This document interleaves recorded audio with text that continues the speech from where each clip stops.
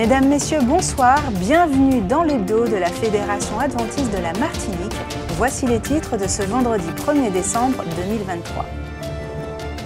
Retour en images sur le village santé organisé par l'église d'Ofra de Rivière-Pilote.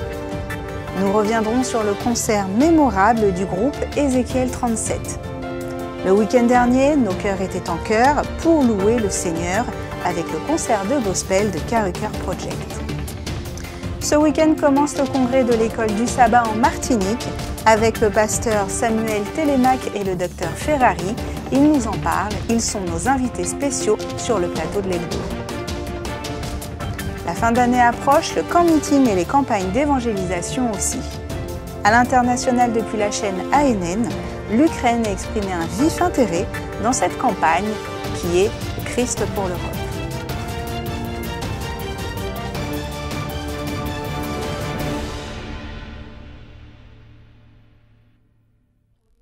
Le 26 novembre, l'église d'Ofra a orchestré avec succès le village santé à la place des fêtes de Sainte-Luce, un événement dédié au bien-être physique et spirituel, soulignant l'importance de la santé holistique.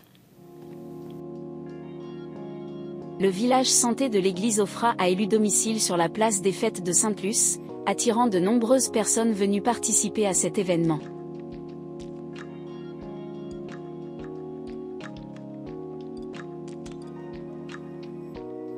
Celui-ci offrait une variété de stands dédiés à la santé, la nutrition, la spiritualité, la vente de livres, et bien d'autres domaines.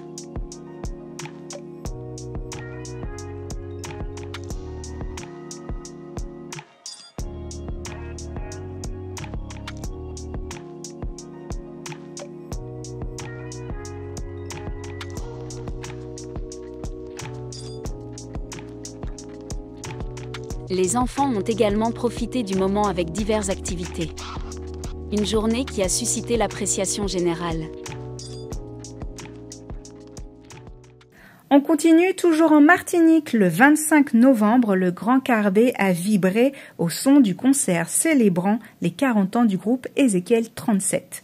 Accompagné de la toute nouvelle formation Ézéchiel 37 Junior, cet événement restera gravé dans nos mémoires. Le concert marquant les 40 ans du groupe Ézéchiel 37, accompagné de sa formation Ézéchiel 37 Junior, s'est tenu au Grand Carbet du parc Aimé Césaire. Un public nombreux a afflué pour écouter et soutenir le groupe, et le moment a été grandement apprécié.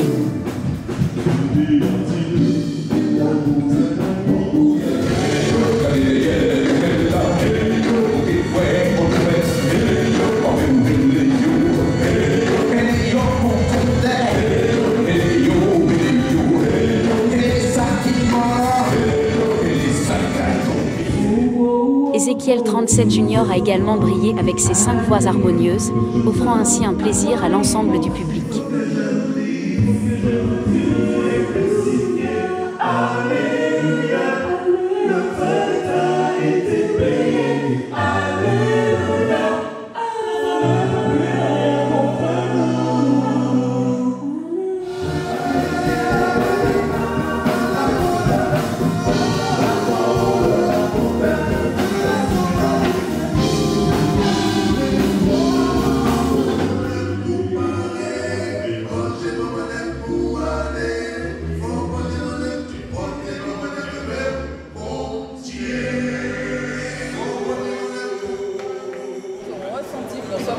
Tu as aimé?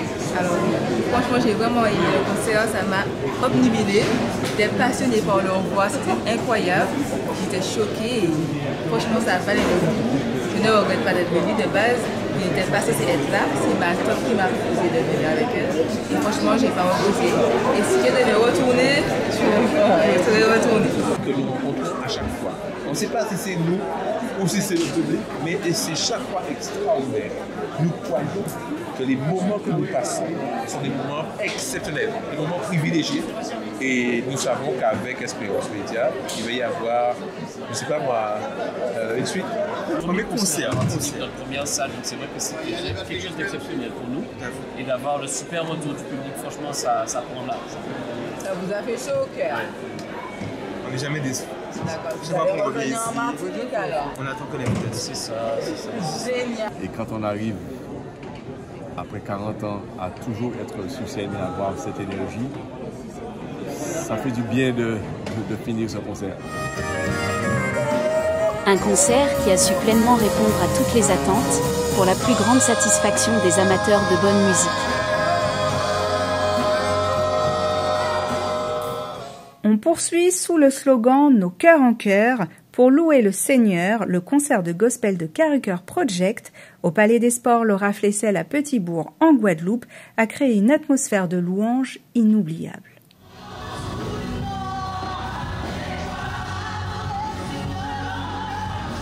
C'était le samedi 25 novembre dernier au Palais des Sports Laura Flessel en Guadeloupe que s'est déroulé, pour sa première édition, le concert Gospel Carrucker. Cette première édition a réuni 4 artistes engagés et talentueux, Patrice Nonsan, Aurélie Renfort, Ryan Labiche et Mirella, tous soutenus par la talentueuse chorale Carrucker.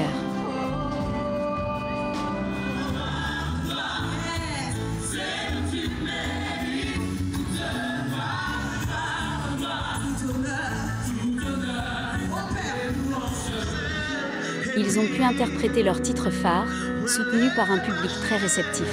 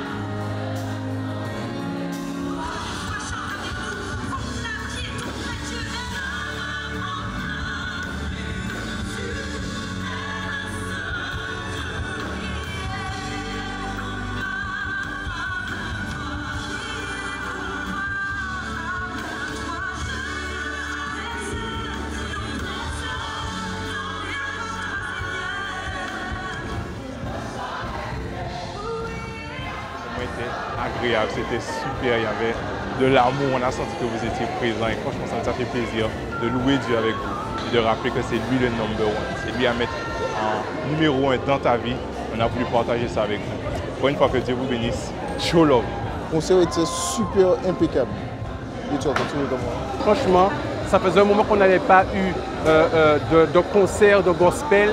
Et Dieu a donné cette occasion à tout un chacun de profiter à ce moment qu'il a accordé pour que nous puissions lui donner la gloire qui lui est due. Un concert avec 4 artistes qui ont une histoire, des expériences hyper fortifiantes, hyper édifiantes, encourageantes. Donc vraiment ça a été un moment de convivialité, de louange, d'adoration qui était top. On en ressort richement béni et on remercie Dieu pour ça. J'ai vu des familles entières qui sont venues, des adultes, nos aînés aussi sont là. On voit que c'est un moment très très convivial. Vous savez qu'actuellement, nous avons besoin d'avoir ces moments de convivialité, mais des convivialités autour de la parole de Dieu, autour de la louange, pour que nous puissions exprimer notre reconnaissance et notre gratitude à Dieu. J'ai vécu pour ma part une soirée extraordinaire avec tous ces jeunes, donc avec leurs nombreux talents, danse, chorégraphie, langue des signes, chant, chœur. Et je crois que ceux qui ne sont pas venus ont raté quelque chose. Pour une première, je crois que le groupe a placé cela à un haut niveau.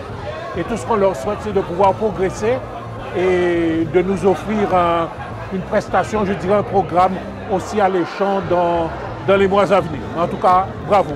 Oui, ça très bien, ça a été un moment pour qu'on puisse pouvoir mettre le nom de Dieu en avant, pouvoir le louer à travers divers artistes, divers chants.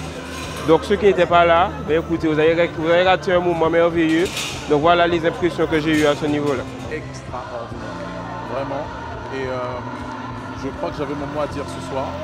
J'avais quelque chose à laisser ce soir à ce public, ce merveilleux public guadeloupéen qui a répondu présent. Je crois qu'on était à 2600 personnes.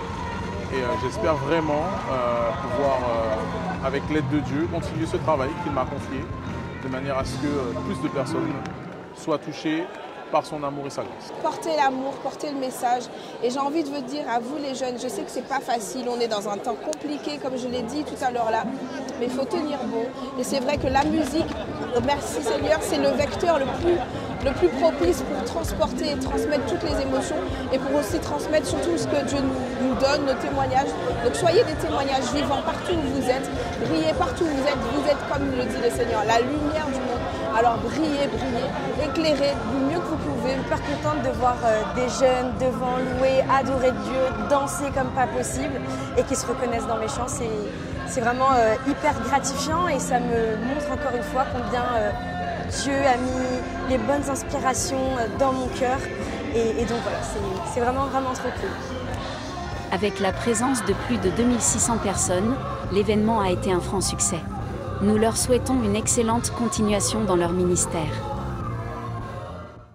Une entrevue exclusive avec le directeur de la mission adventiste et de l'école du sabbat de la division interaméricaine, le pasteur Samuel Télémaque, accompagné du docteur Reynold Ferrari, responsable de l'école du sabbat de l'église d'Alberta au Canada, met en lumière les perspectives uniques de l'école du sabbat.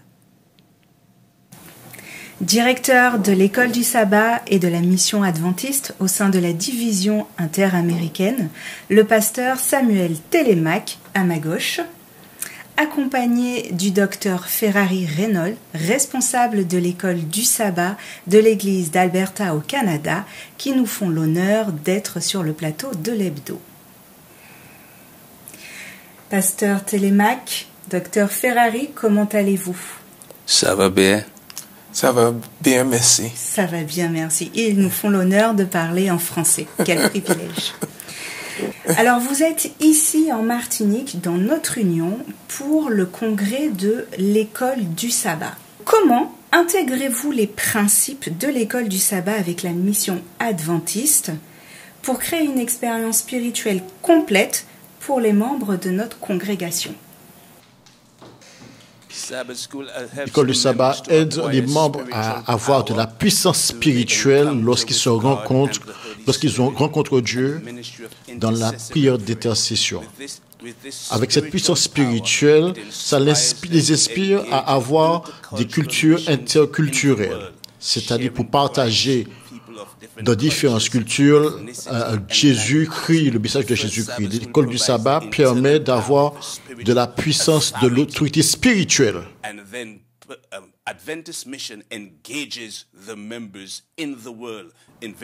Il permet d'aider l'école du sabbat à avoir une certaine autorité, une autorité qui va permettre de toucher tous les territoires qui ne sont pas touchés, toutes les personnes qui ne sont pas touchées. L'école du sabbat vient de l'intérieur et inspire les membres qui sont à l'extérieur. Quelle stratégie, dans ces cas-là, adopter pour encourager la participation active des membres dans l'école du sabbat, tout en renforçant simultanément leur engagement dans les activités de la mission adventiste? Nous encourageons les membres à s'investir dans la prière individuelle journalière, d'avoir un moment de qualité où ce n'est pas un moment accéléré le matin et le soir, de façon personnelle et dans la prière en famille. Cet investissement dans l'étude de la parole de Dieu, c'est une des activités. La première activité, la dévotion personnelle. Chaque personne de la famille a son propre moment avec Dieu séparément. Et ensuite, on se rassemble pour avoir l'adoration familiale. Et cela permet d'avoir une rencontre avec Dieu de sorte que ça amène à avoir une certaine rencontre avec Dieu où tous les membres se rencontrent pour avoir le sabbat, un moment à avoir avec Dieu, de sorte que les missions de l'Église adventiste puissent être une mission en tant que famille ou encore en tant que groupe, ou encore participer à l'établissement de centres d'influence où vous invitez vos amis qui normalement ne viendraient pas à l'église, de sorte qu'il y ait des moments sociaux où on pourra exposer nos valeurs spirituelles. Et là, nous pourrons permettre aux membres de s'investir de façon spirituelle afin que nous puissions avoir une adoration où tout le monde est inclus, de façon interculturelle dans la communauté et dans les différents contextes que nous avons dans la société. On comprend bien qu'il y a une diversité des besoins et donc un niveau d'engagement et des membres aussi différents. Comment on personnalise les programmes de l'école du sabbat et la mission adventiste pour répondre aux attentes qui sont liées et qui sont variées justement de notre communauté adventiste? Maintenant, le contexte influence la stratégie. Le contexte détermine la stratégie qu'on va utiliser. Il n'y a pas de contexte sans stratégie. Chaque fédération, chaque union dans la division interaméricaine a son contexte, a ses valeurs et sa sensibilité. Ici, dans les îles françaises, c'est différent des cités en Mexico, par exemple. Donc, nous devons contextualiser l'école du sabbat ici dans l'Union française. Dans l'Union française, on a besoin de s'investir dans la Bible afin de comprendre les principes de la Bible. Parce qu'ils veulent comprendre le concept qu'il y a derrière l'action.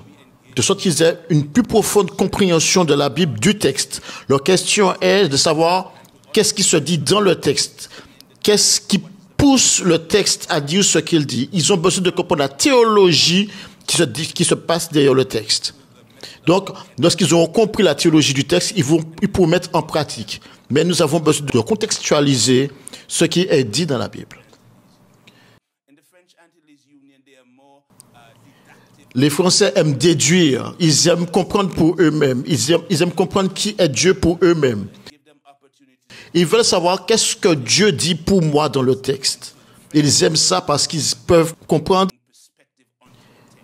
On va simplement dire le principe, et je vais illustrer le principe, je vais simplement l'illustrer, tandis que les Français, ils aiment comprendre la profondeur du texte. Mais ici, c'est compris, c'est différent dans les unions françaises. Parce qu'on a besoin d'initier la compréhension du texte et ensuite comprendre ce qui est important pour le membre.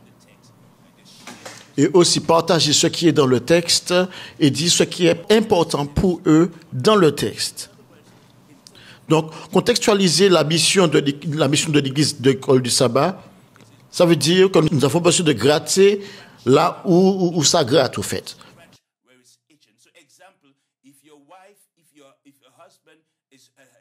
Si votre mari vous dit, par exemple, que j'ai un moustique qui m'a piqué dans le dos, et qu'il vous dit que le moustique m'a piqué sur le côté droit, et finalement tu grattes plutôt le côté gauche, et, la chose c'est que tu grattes au mauvais endroit. Et l'idée serait de gratter là où ton mari te dit que le pic l'a piqué. Et c'est exactement ce que nous voulons faire avec l'école du sabbat. Nous voulons identifier là où ça gratte ou encore là où on pourrait mettre l'emphase sur ce qui est important pour les membres de l'Église. Et comprendre les problèmes que les gens traversent dans les fédérations françaises, de sorte que nous puissions donner des réponses qui sont importantes et de sorte que nous puissions adapter l'école du sabbat aux besoins de la population. Le but de l'école du sabbat, c'est de répondre aux besoins, aux problèmes des membres, et vous allez réaliser que notre congrès est différent du congrès à Mexico, en Jamaïque ou dans les autres unions. Nous avons décidé de contextualiser notre message spécialement pour les îles de l'Union et nous voulons gratter là où ça pique. Pasteur Télémac, est-ce que tu peux nous dire quelques mots sur Vivid Faith? Vivid Faith. Vivid Faith ou foi vivante, c'est une opportunité, c'est une plateforme qui permet aux jeunes des îles d'identifier des opportunités dans la division interaméricaine et aussi à travers le monde. Par exemple, je viens de Dubaï en ce moment, pendant une semaine où j'ai travaillé.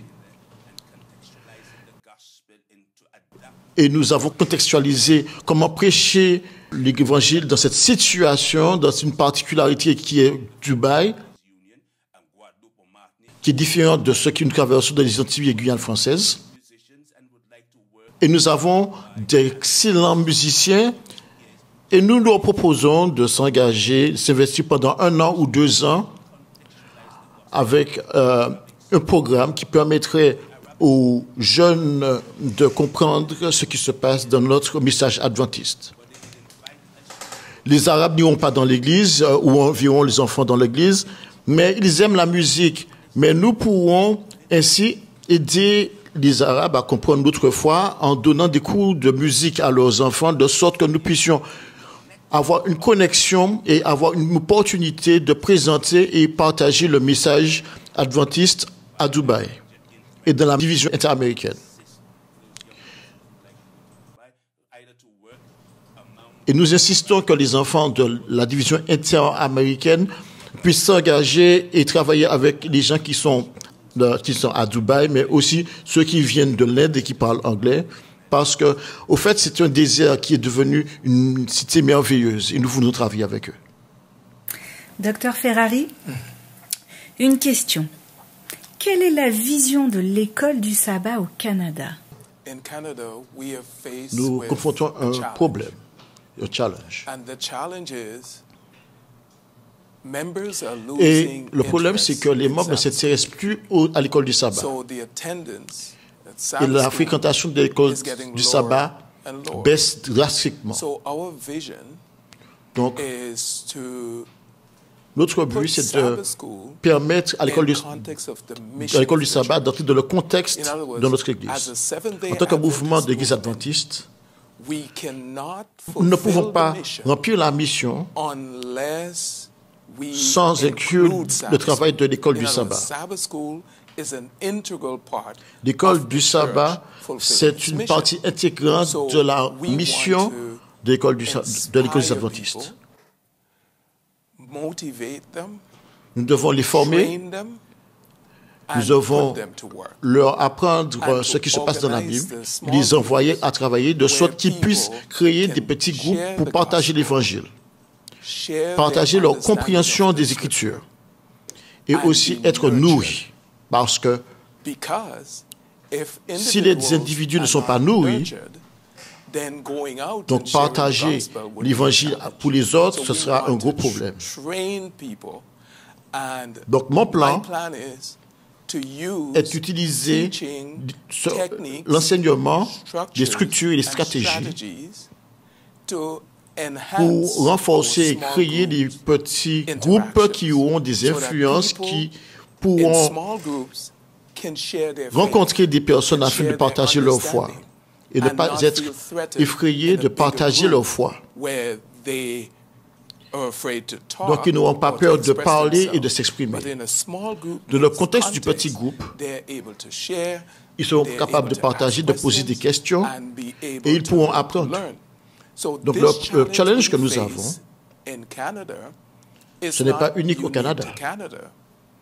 C'est un challenge qui est présent dans la division interaméricaine du Nord. Ils sont volontaires pour investir de l'argent afin que nous puissions être capables de faire face à ce type de situation. Est-ce qu'on peut penser aisément et facilement que finalement c'est mieux les petits groupes, les actions de petits groupes pour justement partager l'évangile? Est-ce que ça a plus d'impact? Bien.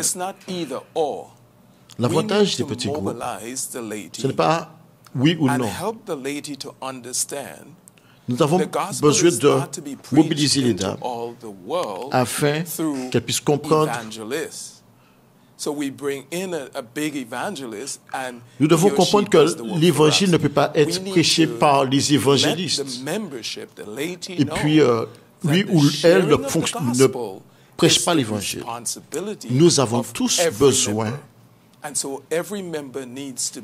de prêcher l'évangile. Tous les membres ont la responsabilité de partager l'évangile.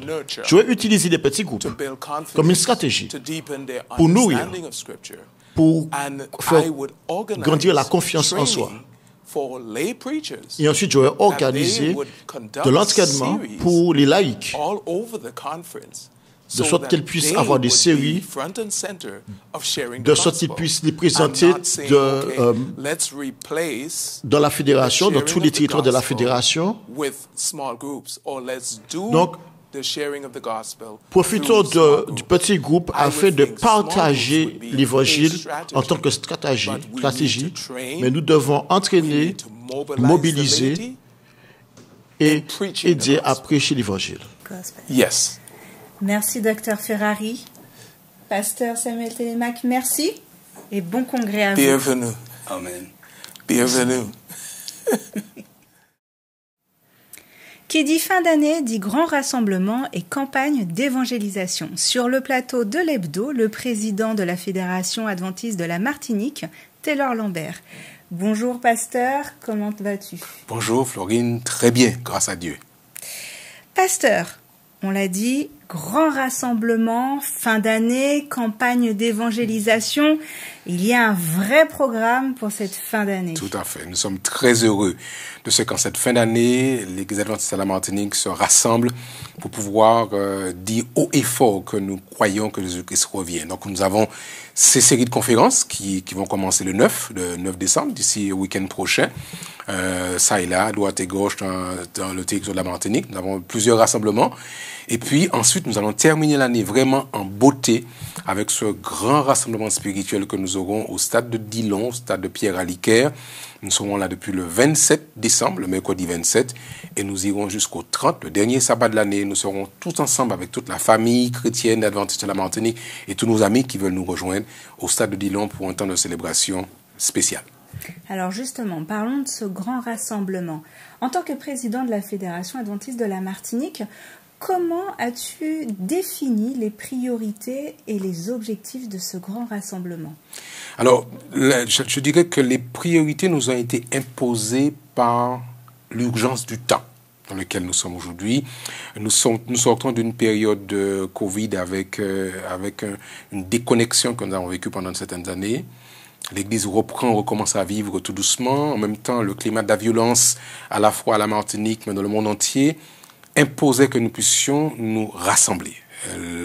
L'objectif principal étant d'être ensemble, être rassemblés. C'est vrai qu'on se retrouve dans nos églises chaque sabbat ou en semaine, mais il nous semblait un besoin d'être ensemble. Et très souvent, en fin d'année, les familles se rassemblent. Vous avez des fêtes de fin d'année, pour ceux qui célèbrent la Noël, ils se retrouvent ensemble. Nous pensions qu'il était intéressant, dans ce contexte, de pouvoir être ensemble, que la grande famille se retrouve ensemble. Et pourquoi donc ne pas le faire ensemble sur un espace qui peut contenir autant de personnes que possible. Et sur le territoire de la Martinique, l'espace qui était le plus approprié pour nous rassembler tous, c'était un stade qui fait plus de 10 000 places. Et nous pouvons donc accueillir sans aucune difficulté tous ceux qui veulent venir avec nous pour terminer l'année en beauté, terminer l'année sous un moment de prière, un moment de célébration, dire merci à Dieu, et puis compter sur lui pour la suite des événements. Alors, terminer en beauté la fin de l'année, c'est aussi le moment du rassemblement de toutes les familles. Est-ce que ce sont les principales motivations qui t'ont poussé à mener ce grand rassemblement en fin d'année? Est-ce que tu envisageais que l'impact serait aussi fort? Nous croyons que vraiment c'était pour nous une nécessité pour la famille chrétienne adventiste de pouvoir faire corps, faire famille, justement. Et c'est ça que nous avons lancé. C'est vrai que pour certains, on avait envie de chacun de rester chez soi. C'était un petit côté cocon.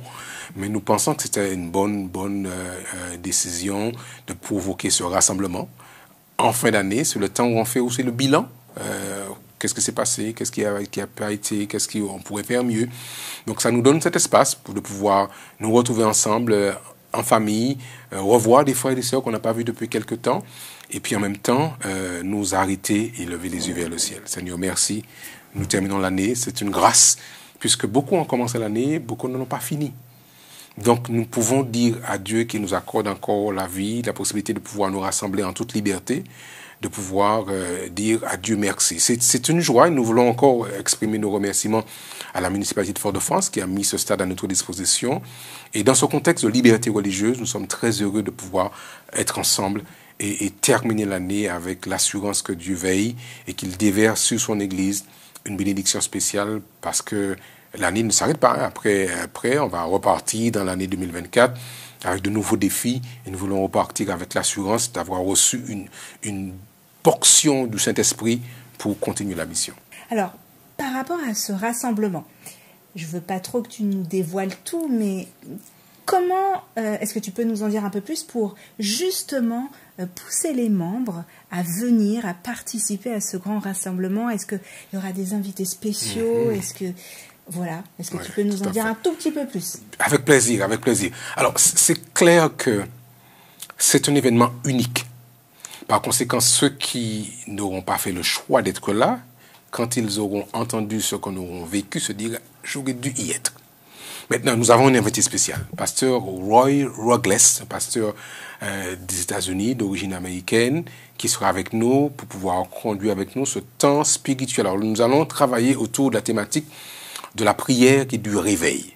Pasteur Ruggles, c'est un spécialiste dans ce domaine. Il a été directeur de jeunesse dans sa fédération, spécialiste du mouvement de la prière et a accepté avec plaisir d'être avec nous. C'est un homme qui est très demandé. Il était récemment en Afrique du Sud. Il sillonne le monde. Donc, l'avoir avec nous, c'est une opportunité que nous voulons saisir. Et nous croyons que ce temps-là sera un moment de vraie jouvence spirituelle.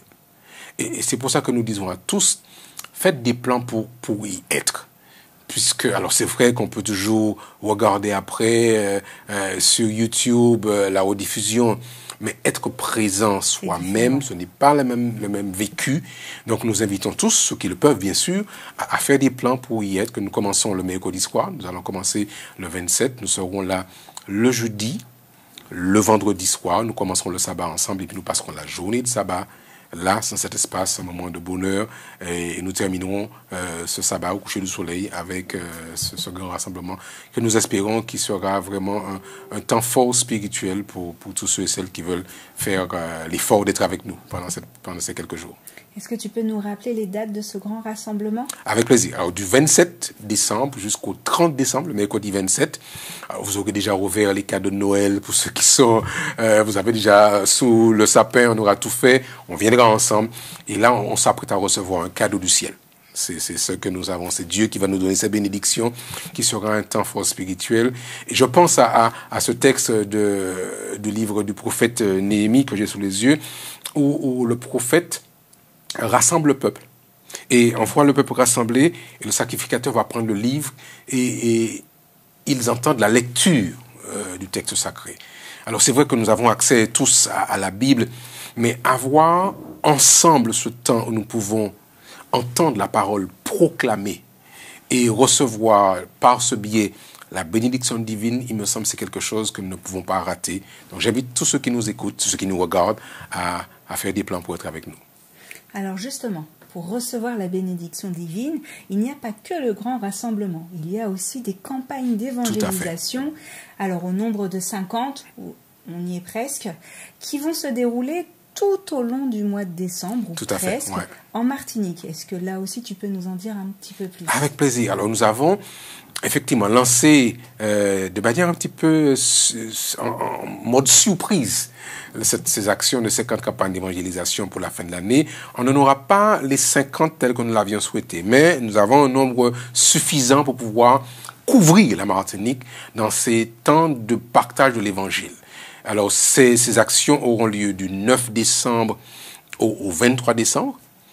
Donc les églises vont dans proximité, ceux qui sont dans le nord vont se retrouver, dans le sud il y en a, sur le centre il y en a, je sais au Vauclin, au Marin, il y a plusieurs églises où nous avons ce temps de rassemblement. Donc nous avons invité nos frères et sœurs à inviter leurs amis dans cette fin d'année à vivre avec nous un temps autour de la parole. C'est ça l'idée, en proximité. Et puis à la fin de ces séries de conférences que nous aurons sur 2 semaines, hein, c'est pas long. On se retrouvera du 27 au 30 avec notre grand rassemblement spirituel. Alors, il se trouve que plusieurs personnes se préparent pour leur baptême. Dans le cadre du rassemblement spirituel, nous avons le samedi 30 un grand baptême. Donc, je sais que ce sera là encore un moment de bonheur, un moment de joie, de pouvoir donner sa vie à Jésus le dernier samedi de l'année avant de rentrer dans une nouvelle année. Quel meilleur moment de pouvoir s'engager avec le Seigneur. Donc, ce sera la suite de ces séries de conférences que nous aurons du 9 au 23 décembre et on va enchaîner avec le rassemblement spirituel qui va se ponctuer par un grand baptême à la fin de la journée de sabbat. Est-ce que pour mesurer l'impact de ces campagnes d'évangélisation, on peut utiliser, on va se servir de l'indicateur baptême? Ça, c'est une chose. Alors, je ne sais pas si on peut s'en servir parce que je connais dans une portion de la Bible qui dit il y a du bonheur pour un seul pécheur qui se repent. Maintenant, nous serons heureux qu'il y ait 150, 200. Nous ne pouvons pas savoir. Mais je sais qu'il y a plusieurs qui se préparent pour le baptême déjà. Et nous espérons que plusieurs vont pouvoir profiter de cette opportunité pour pouvoir donner leur vie à Jésus. Quelqu'un m'a posé la question dans une commission de travail ce matin. Est-ce que c'est possible que des gens se déterminent pour le baptême pendant le grand rassemblement spirituel? C'est aussi une possibilité. On sera là mercredi, jeudi, vendredi. Si pendant le cours de cette période, Dieu parle au cœur d'une personne et qu'il veut s'engager avec le Seigneur, pourquoi pas ne pas accompagner cette personne pour que si tout est mis en place, pour qu'elle soit baptisée samedi après-midi. Donc le grand rassemblement du 27 au 30 décembre. Juste avant cela, du 9 au 23 décembre, les 50 campagnes d'évangélisation.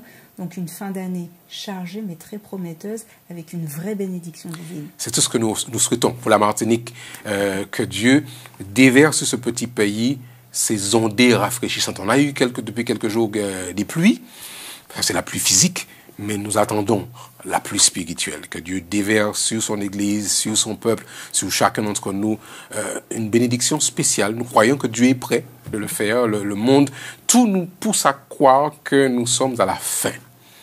Et parce que nous sommes à la fin des temps, il fallait nous mobiliser dans ce sens et nous croyons que plusieurs viendront avec nous dans ce temps de rassemblement qui fera, je suis sûr, du bien à la Martinique, à ceux qui sont avec nous, nos amis, nos voisins, et ce sera vraiment, je le crois, un moment de jouvence spirituelle.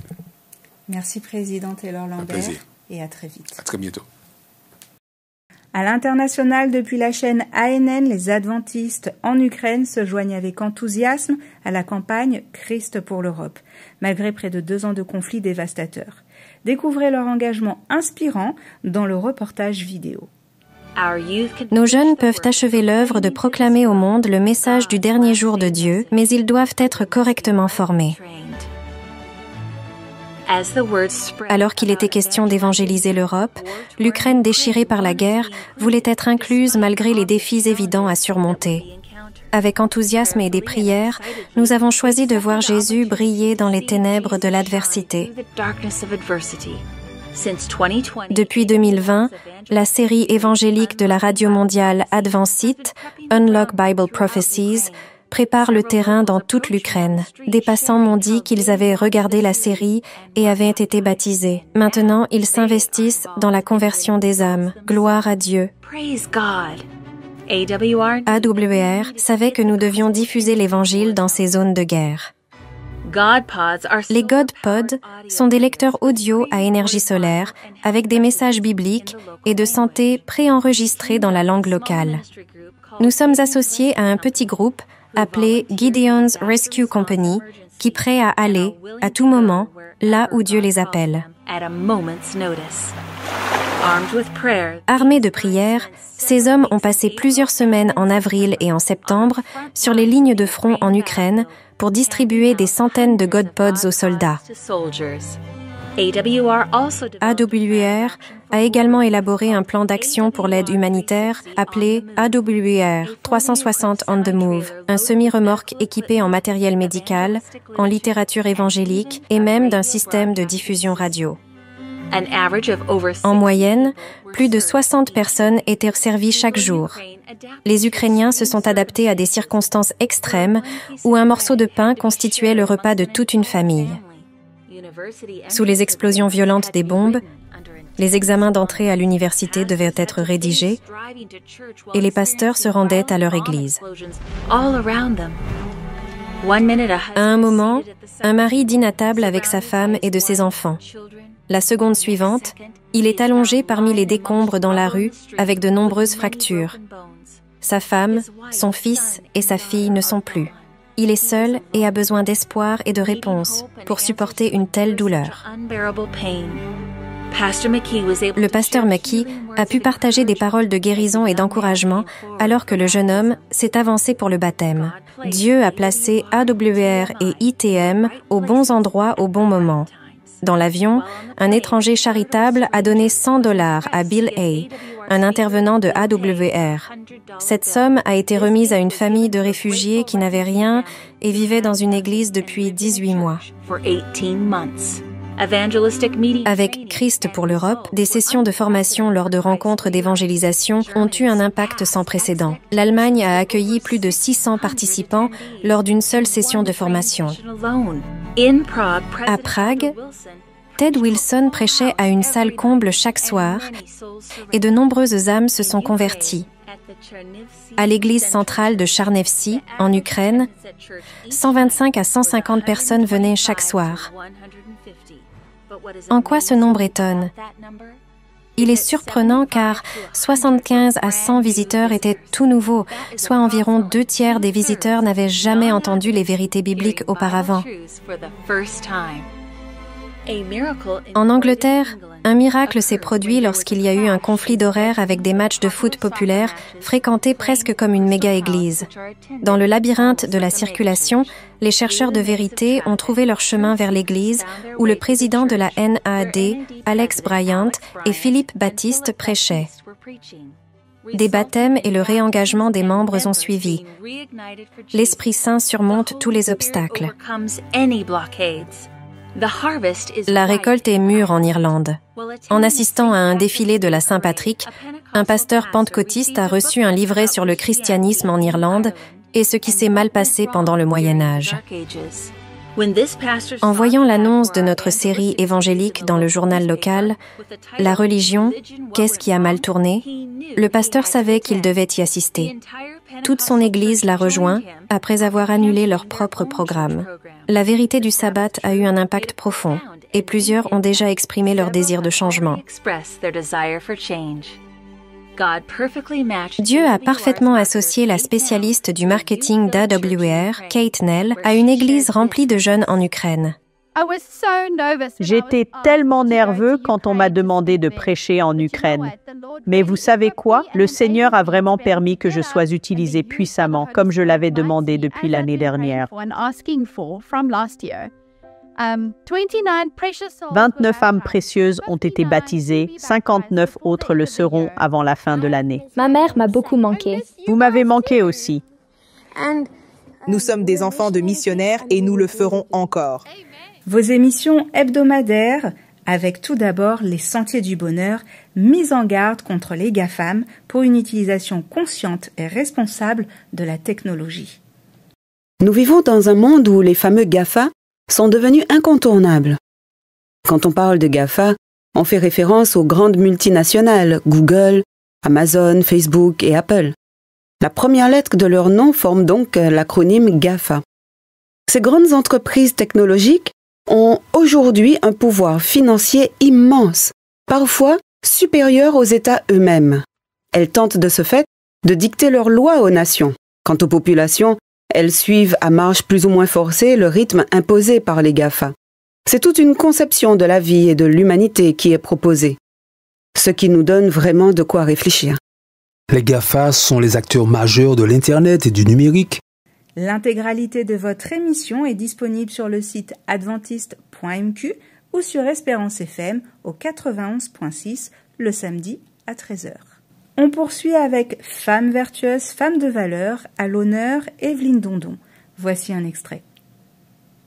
Est-ce que tu as des souvenirs qui t'auraient marqué, une expérience dans cette belle période de nos vies? Que Dieu a toujours été présent, même si je ne... Bon, c'est une période d'insouciance et bon, j'ai grandi parce que entre l'âge de 8 ans jusqu'à 17 ans. 17 ans à peu près. 17 ans, j'ai quand même été à... J'accompagnais souvent mes sœurs qui s'étaient entre-temps baptisées, adventistes. Donc, j'ai eu plus une éducation adventiste que catholique. Et comment tes sœurs... On termine en musique avec le Worship Moment. Teddy Taylor se présente un medley émouvant d'Alpha et Omega, une composition d'Israël Houghton. Tu es l'alpha et l'oméga. Nous t'adorons, Seigneur, car tu es digne de louange. À toi la gloire, Seigneur. Le bulletin météo de ce samedi 2 décembre 2023.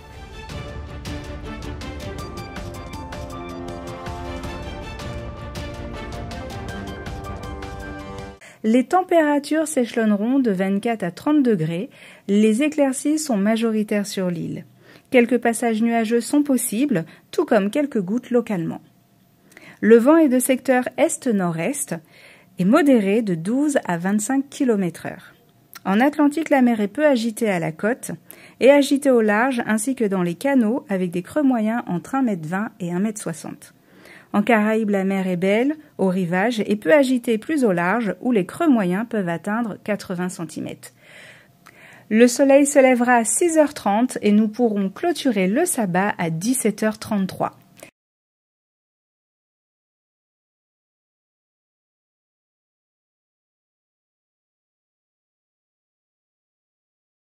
Je vous remercie de votre fidélité et je vous souhaite un excellent sabbat aux côtés de Jésus.